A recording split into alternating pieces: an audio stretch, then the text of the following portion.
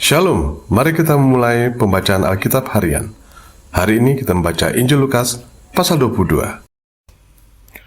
Di Taman Getsemani.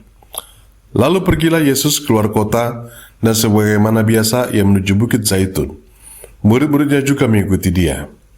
Setelah tiba di tempat itu, ia berkata kepada mereka, "Berdoalah supaya kamu jangan jatuh ke dalam pencobaan." Kemudian ia menjauhkan diri dari mereka kira-kira sepelempar batu jaraknya. Lalu ia berlutut dan berdoa, katanya, "Ya Bapakku, jikalau engkau mau, ambillah cawan ini daripadaku, tetapi bukanlah kehendakku, melainkan kehendak-Mu lah yang terjadi."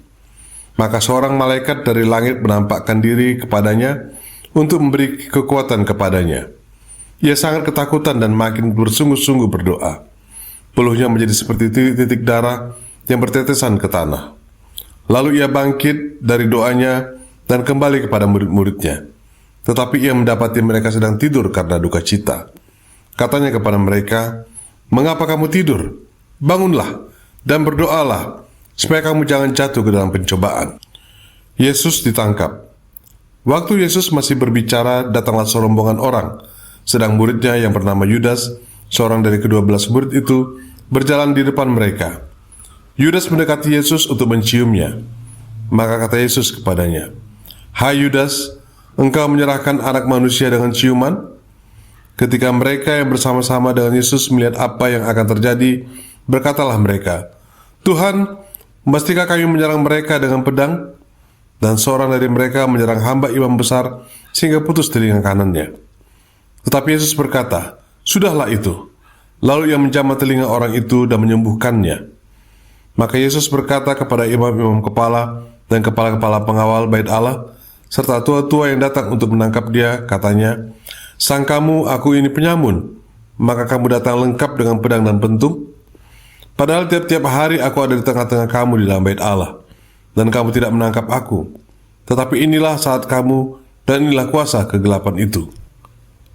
Petrus menyangkal Yesus. Lalu Yesus ditangkap dan dibawa dari tempat itu. Ia digiring ke rumah imam-imam besar, dan Petrus mengikut dari jauh.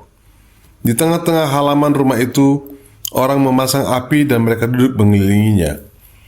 Petrus juga duduk di tengah-tengah mereka.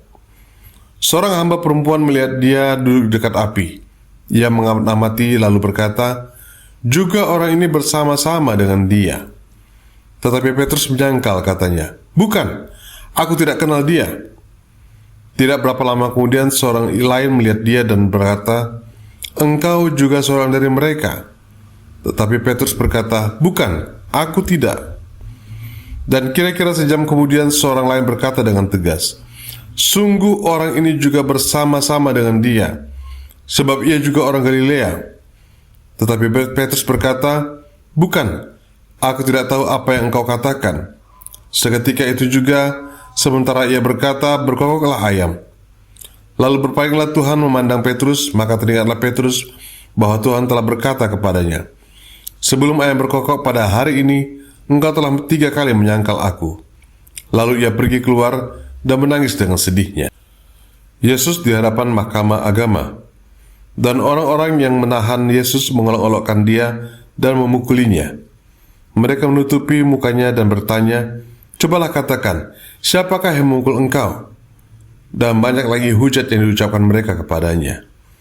Dan setelah hari siang berkumpullah sidang para tua-tua bangsa Yahudi dan imam-imam kepala dan ahli-ahli Taurat. Lalu mereka menghadapkan dia ke mahkamah agama mereka. Katanya, "Jikalau engkau adalah Mesias, katakanlah kepada kami." Jawab Yesus, "Sekalipun aku mengatakannya kepada kamu, namun kamu tidak akan percaya.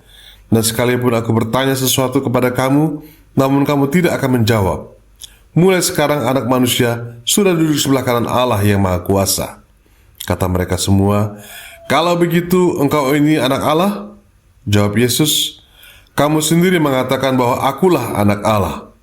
Lalu kata mereka, "Untuk apa kita perlu kesaksian lagi? Kita ini telah mendengarnya dari mulutnya sendiri." Tuhan Yesus, terima kasih untuk firman-Mu hari ini. Tolong kami menyimpan firman-Mu di dalam hati dan mempraktikkannya dalam hidup kami. Di dalam nama Tuhan Yesus, kami berdoa. Amin. Terima kasih sudah meluangkan waktu untuk mendengarkan firman Tuhan hari ini. Kiranya firman ini menjadi terang dan kekuatan. Sampai jumpa besok.